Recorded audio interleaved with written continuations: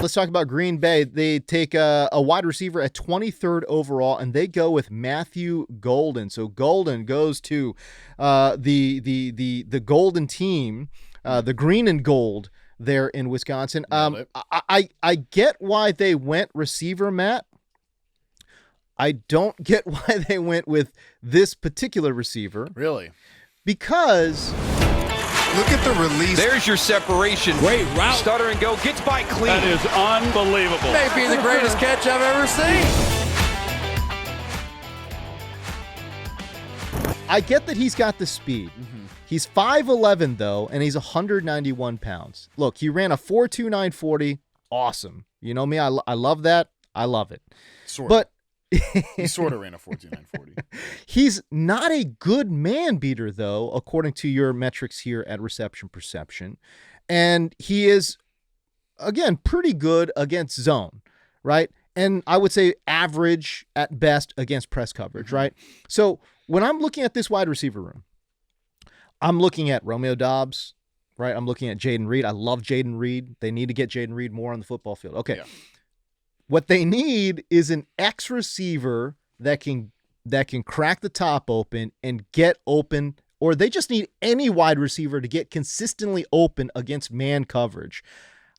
I like Matthew Golden. I think he's a good player. I just wonder what is his fit and what is his role on this particular Green Bay team. Well, first of all, from a value perspective, where they took him in the first round is much more appropriate for where Matthew Golden, where I had him ranked. You know, he goes 23rd overall to the Packers. I mean, there was rumors that he was going to be the first wide receiver taken. Right, and I think he goes appropriately as the, you know, Travis Hunter aside, third receiver, you know, behind McMillan and Igbuka.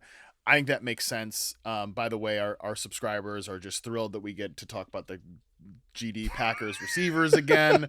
They love that. Nobody loves to talk the Packers receivers more than us. But first of all, when it comes down to, it's like, okay, there's positional, like we're the alignment bros, right? Yes. So there's a lot of alignment stuff to be broken down here, and just roll and fit, man coverage, zone coverage. I mean, there's a lot to unpack here, and it's also like a flat room. Like there's not a clear hierarchy. That's what makes them really interesting as well. For us to break down and try to uncover the little clues and splits and alignments and the whole thing, because like in certain rooms, just like, okay, well, in Philadelphia, AJ Brown's the 1, Devontae Smith is the 2, and Jahan Dotson is the 3. Like, okay, done, case closed. In this, and I think that's what's interesting about adding Golden to the mix here, because I think the common refrain from people is, well, they needed a number 1, they need an alpha. Okay, well, first of all, freaking easier said than done. Sure. Okay, you're picking at 23rd. Yeah. You can't. And they never trade up. Right. And by the way, this is the first time they've taken a wide receiver in the first round since 2002. And it's a guy that's below their size thresholds. You know, they're usually 195, man. Like yes. That's what's so many reasons why this pick was weird to me. Yes. So I agree with you from that perspective. I didn't see them taking a receiver in the first round. I didn't see them because they just don't do it. I mean, shooting Mark Murphy up there, the team president. I don't know if you saw this, but you know, because he's retiring or he's moving on because they have age limits for their leadership, which maybe somebody can we apply that to some other areas? Things? Yeah, can we apply that to other areas of our I'm not trying to do this podcast when I'm 70 years old. So, anyways, let's just leave it at that. But so he's moving on, but he's up there like he's a damn wrestling announcer, being like, and for the first time since 2002, the Green Bay Packers select wide receiver Matthew. You know, and so it's definitely outside of their norm. But again, like it's easier to say than to do to find the alpha receiver. Yeah. And I think otherwise, like so to me, it's like, okay, yeah, of course that would be nice, but what can the receiver room add to it to get better? Right. And to me, it's more about verticality. Yeah. And that's where Golden obviously fits in. If you look at his route chart, his best routes, other than your favorite, the flat route, the best routes are like it goes like this, like a clock, like out corner 9 that's post funny. dig. Yeah. We're from 9 o'clock to 3 o'clock, right? I mean, that's the route tree for Matthew Golden up there at the top. He lifts the lid. Nobody on this team other than Christian Watson, and that's important to bring up here. Right. I basically think he is replacing Christian Watson. Yeah. And I think that sounds weird because if you had one stand next to the other, they look totally different. Totally. But Christian Watson is not and has never been an X receiver for this team, even though he is built that way. Romeo Doubs has been the X Right. for this team. A little bit sacrificial, but also kind of took a step forward last year to be a little bit more of a target earner. Had a nice year, deserves credit for that. Watson was their vertical guy. Watson was their guy that they got on these in-breakers on the move. And if you look at Matthew Golden's route chart, the dig and the post are his two best routes. We talked about this when we broke him down. What we wanted him to see him in was I said Sean McVay offense where they run a lot of in-breakers. Well, guess what? Matt LaFleur comes off of that coaching tree and they run a shitload of in-breaking routes. So I actually think from a route perspective, it fits Golden pretty well. They need to get a safety out of the box because they want to be a run-heavy team.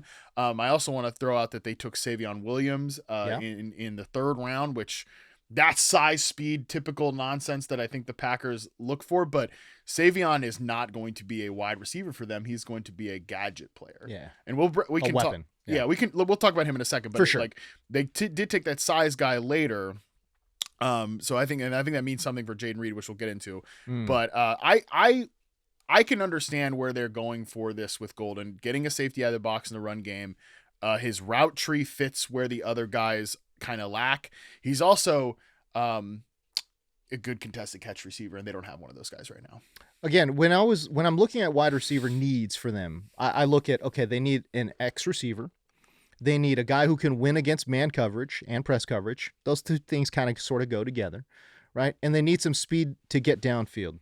I feel like he only checks one of those boxes, which makes that pick to me a little bit curious. And again, because it's not as if you're getting a guy with size that when you get into the red zone, Matt, like, let's just throw it up to this guy, right? Like, they're not getting that guy either. 5'11", 191. I do think that when they get close to the goal line, they are going to need some size at some point here. It can't just be Romeo Doubs in contested catch. Yeah. Right? Well, it's Josh Jacobs running up the gut. Okay. Fair enough. That's it. That's what we got. Kind of, right? I mean, I just think that. But you know what I mean, though? Like, they are eventually going to need a guy that can go up and get it. And whatever you felt about Christian Watson, he could play that role to a degree.